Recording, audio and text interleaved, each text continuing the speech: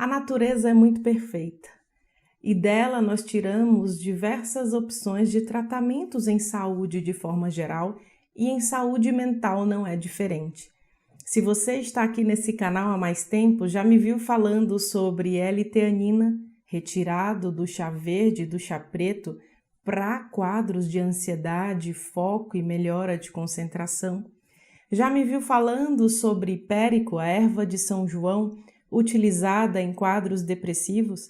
E hoje a gente vai falar de uma planta especial também utilizada para melhora de saúde mental que eu gosto muito e sobre a qual eu vou conversar com você agora. Se essa é a sua primeira vez aqui nesse canal, seja muito bem-vindo, seja muito bem-vinda. Eu sou a doutora Ana Luísa Aguiar, sou médica psiquiatra e se você não está inscrito, clica aí no botão vermelho, ativa o sino das notificações enquanto o Bruno vai rodar a vinheta. Bom, esse é um vídeo para falar de estresse e para falar, inclusive, de sintomas depressivos decorrentes do estresse e uma opção terapêutica natural que se tem para isso. O estresse é uma perturbação do nosso equilíbrio, gerando demandas corporais e psíquicas para a recuperação desse equilíbrio. Só que muitas vezes a gente passa pelo estresse, a gente passa pelo período de resistência, se recupera, volta, mas outras vezes a gente passa pelo estresse, pelo estado de alerta, pelo período de resistência e chega a uma situação de exaustão. E nessa situação de exaustão, a gente começa a desenvolver fadiga, tanto física quanto mental, começa a perder a capacidade de concentração, a memória já não é a mesma, né? Você pensa em pegar uma coisa na cozinha, chega na cozinha, você fica, o que eu vim pegar mesmo? Aí fica voltando para saber o que verdadeiramente estava precisando. Você já tem aí um prejuízo do ânimo, da energia, acorda de manhã arrastado, né? Não tem mais aquela motivação que tinha antes.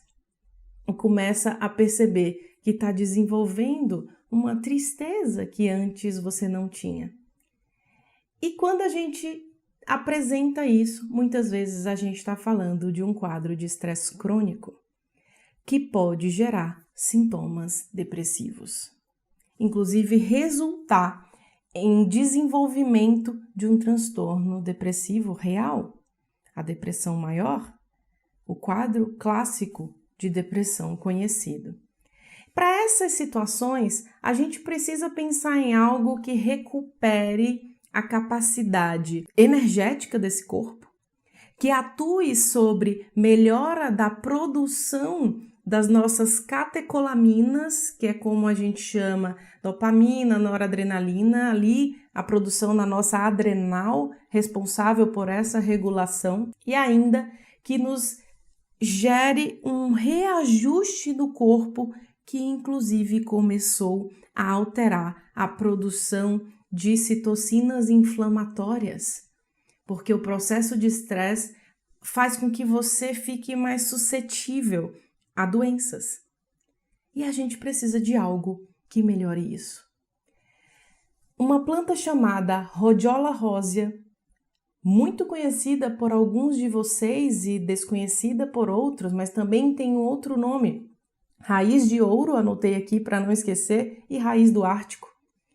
E por que esses dois nomes? As pesquisas mais antigas e onde ela era mais encontrada estão ali, na região da Rússia e Escandinávia. E por volta de 1947 surgiu o termo adaptógeno, dado para plantas que desenvolviam a função de melhorar a resposta ao estresse, diminuindo o sofrimento físico, diminuindo o sofrimento psíquico durante esse uso, durante uma situação em que a pessoa estava sob essa pressão. E, portanto, com o uso de adaptógenos, melhora essa resposta, reduzindo a exaustão ou evitando que o corpo chegue à exaustão. A Rhodiola rosea tem uma série de compostos fenólicos que a gente chama, que ajuda a sua adrenal essa glândula que eu citei, que fica ali logo acima do rim, a funcionar melhor. E ela tem uma ação que a gente chama de bimodal. É preciso ficar claro que o mecanismo específico de ação da Rhodiola rosea ainda não foi bem desenhado, e isso tem que ficar muito claro. Mas nós já sabemos que ela tem uma ação bimodal. E o que significa uma ação bimodal? Significa que ela tanto atua estimulando e, portanto, melhora da fadiga mental e fadiga física, como atua acalmando. E eu posso dizer para vocês isso verdadeiramente que funciona para as duas coisas, porque eu uso muito isso com os meus pacientes. Uso tanto em quadros de pacientes com uma fadiga em termos de desânimo, quanto em quadros de ansiedade. E a pessoa vai percebendo uma melhora do estado porque ela tem uma ação que a gente pode chamar de serotonérgica, ou seja, de melhora da utilização da serotonina entre os neurônios. Serotonina essa, aquele neurotransmissor que a gente sempre fala sobre ele quando está falando de bem-estar, quando está falando de calma, né, de motivação para a vida, de um estado de plenitude. É aí que a gente está falando de serotonina, né?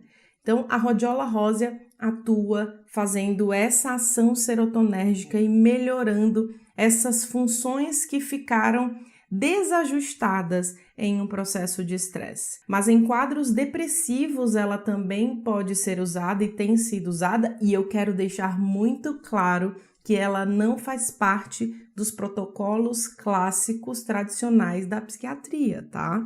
Ela é utilizada em opções terapêuticas alternativas, naturais, quando o médico tem habilidade em utilizar essas opções, né? Consegue utilizar essas dosagens baseada na experiência e nos estudos com rhodiola.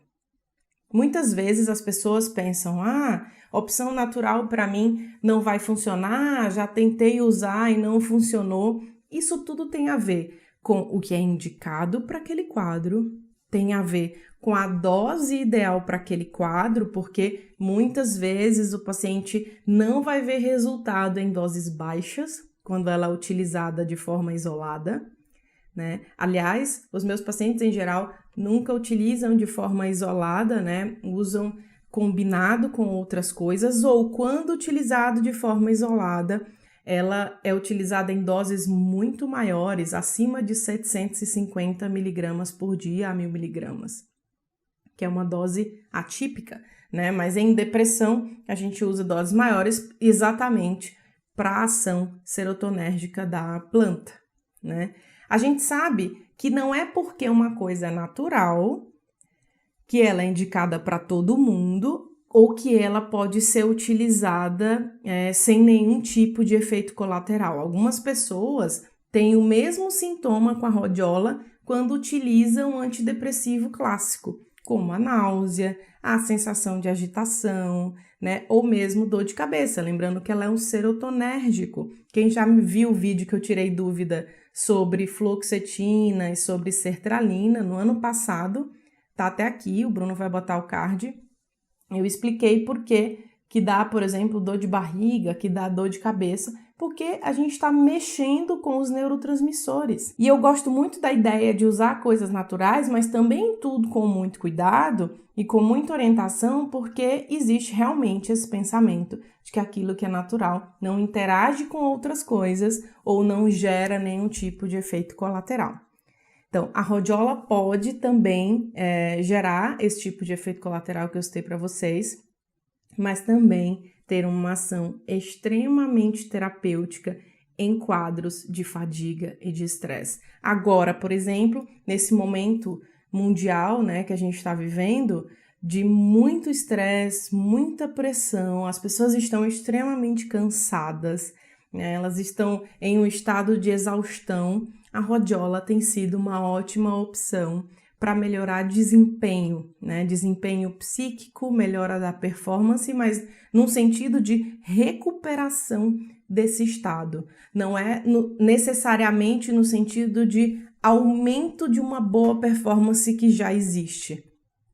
Eu gosto muito da ideia da gente recuperar a homeostase, que na verdade é isso que a gente tem que trabalhar. Homeostase é esse equilíbrio corporal. É esse equilíbrio do que você era quando você estava em um bom desempenho. E a rhodiola rósea é uma ótima opção para esse tipo de objetivo, tá? Espero que esse vídeo tenha te ajudado a entender que nós temos essa opção em estados de estresse e até de sintomas depressivos. Se você não assistiu o vídeo de L-teanina que eu citei e o vídeo de hipérico, que são os 2 vídeos que eu falei de nutracêutico e de planta, vai ficar aqui no card para você assistir depois. E se você gostou desse vídeo, acha que vale a pena compartilhar, compartilhe aí com seus amigos, nos seus grupos, inscreva-se nesse canal e eu aguardo você em nosso próximo vídeo. Até lá!